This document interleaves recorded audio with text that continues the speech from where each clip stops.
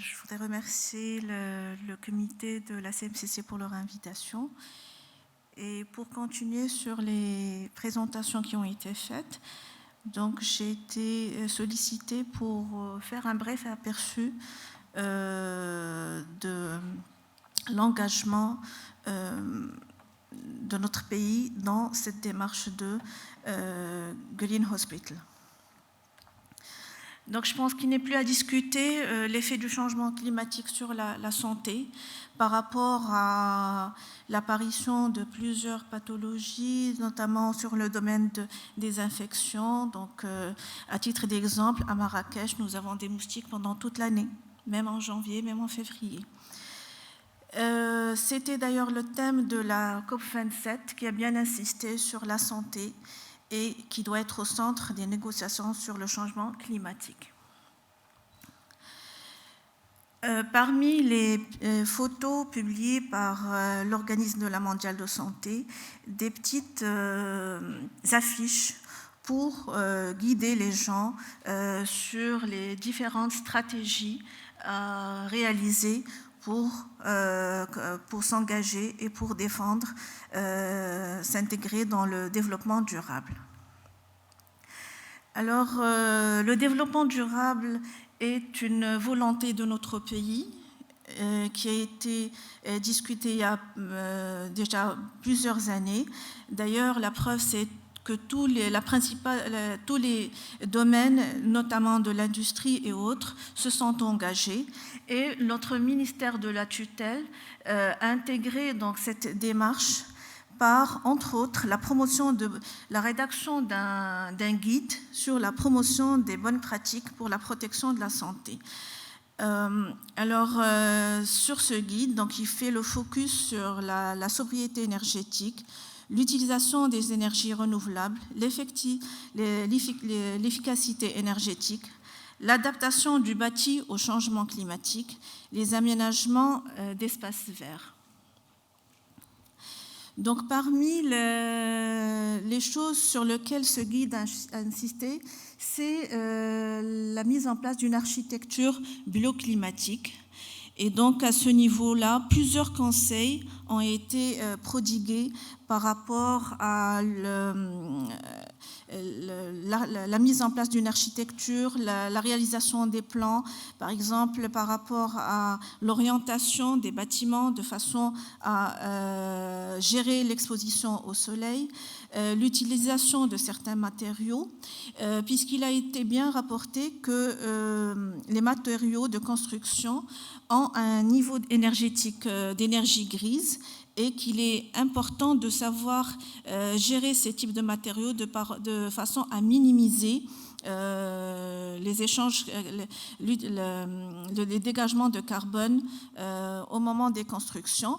Alors, pour qu'il n'y ait pas de malentendu, ce n'est pas les matériaux en eux-mêmes qui vont générer de l'énergie, mais ce qu'on entend par énergie grise, c'est l'énergie qui a été dégagés lors du transport de ces matériaux ou bien lors de leur fabrication.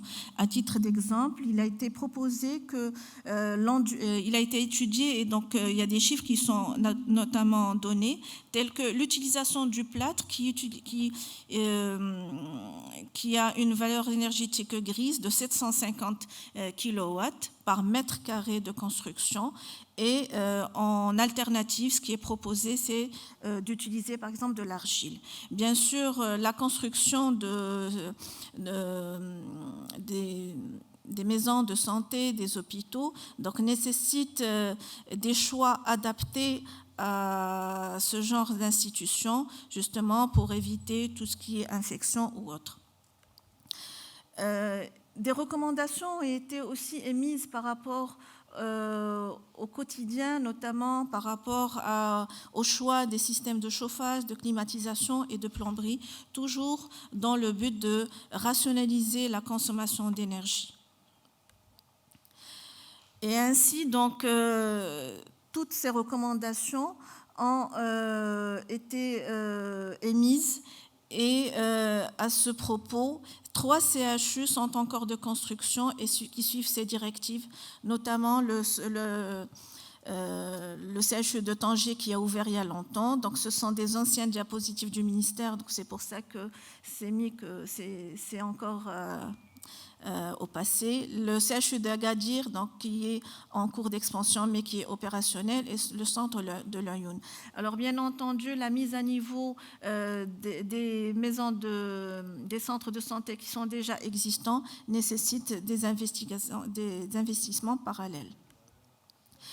Par rapport à l'expérience du CHU, donc il a été déjà évoqué dans la présentation précédente, que les travaux dans ce sens ont commencé en 2012. D'ailleurs, c'était un projet d'établissement hospitalier qui a approuvé donc cette démarche de développement durable et qui a intégré l'ensemble de ces démarches dans les projets institutionnels.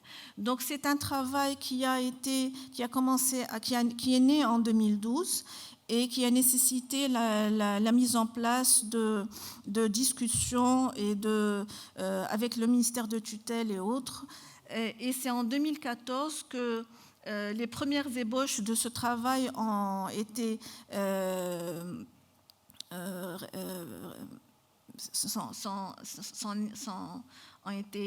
présentées par la préparation d'un premier symposium sur le développement durable dans le secteur de la santé.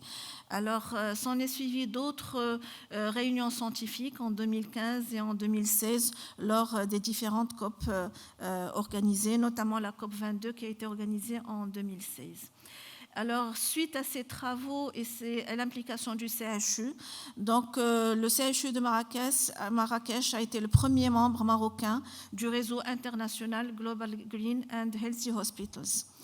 Et donc, suite à cela, la création d'un comité de développement durable a été créée, pour lequel donc j'aimerais bien présenter tous les hommages pour tous les travaux qui ont été réalisés. Ainsi, la politique de développement durable a présenté certains objectifs, tels que la réduction des émissions de gaz à effet de serre et l'amélioration de l'efficacité énergétique des bâtiments, la promotion des produits et procédés plus respectueux de l'environnement, la promotion de la réduction à la source, la réutilisation, le tri, le recyclage, la valorisation et l'élimination des déchets, l'accompagnement de la mise en œuvre des projets d'énergie renouvelable, l'application d'une politique d'achat responsable, la poursuite de l'amélioration, donc la sensibilisation, la communication au sein du personnel du CHU, l'élaboration d'une stratégie de développement économique durable et l'intégration des principes d'éco-conception dans les nouveaux projets d'investissement. Alors ainsi, les différents projets phares menés au sein du CHU Mohamed VI dans le cadre de cette démarche a commencé par un audit énergétique de façon à faire un état des lieux.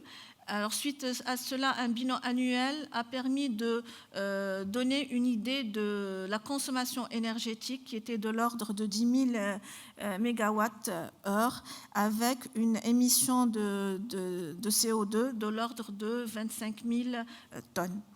À titre indicatif, d'après des données que j'ai trouvées, c'est que la consommation d'énergie des hôpitaux était en moyenne de 320 kW par mètre carré et par an.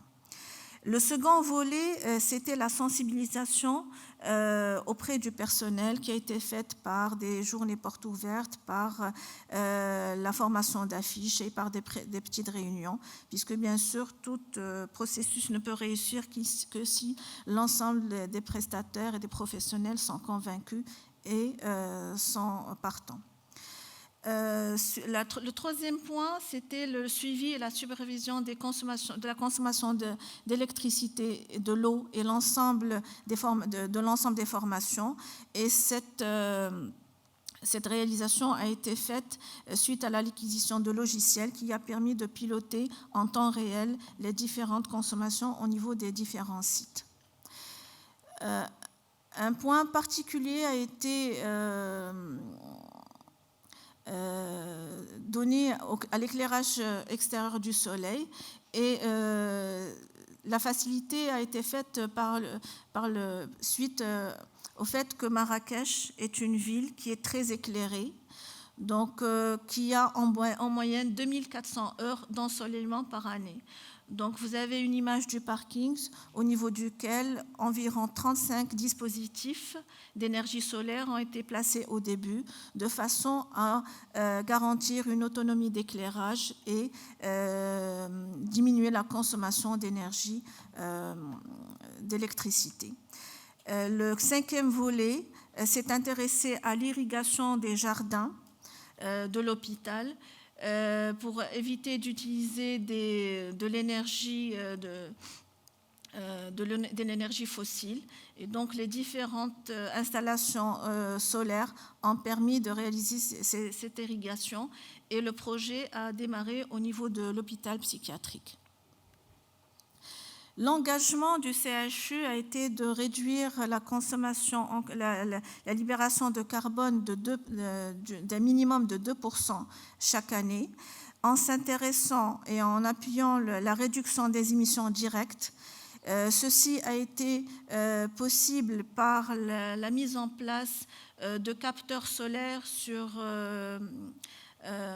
les toits de l'hôpital, avec comme première réalisation une production initiale de 80 kWh qui correspondent à environ 80 000 kWh.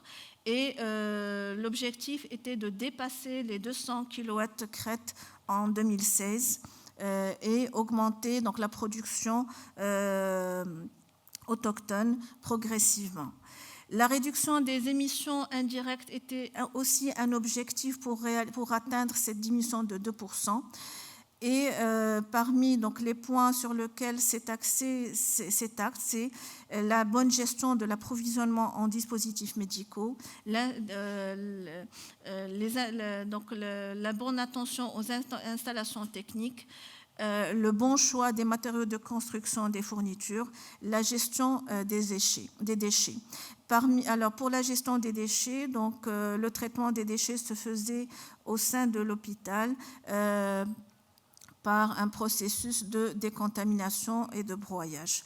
Alors, parmi les axes qui ont pu aussi contribuer à ces diminutions, c'est des consultations à distance, notamment un partenariat qui a été fait avec des centres des hôpitaux régionaux pour diminuer justement du déplacement des patients et qui ont pu ainsi bénéficier d'une consultation spécialisée. Donc, l'ensemble de ces axes ont pu contribuer à une diminution finalement assez optimiste qui était de l'ordre de 15%.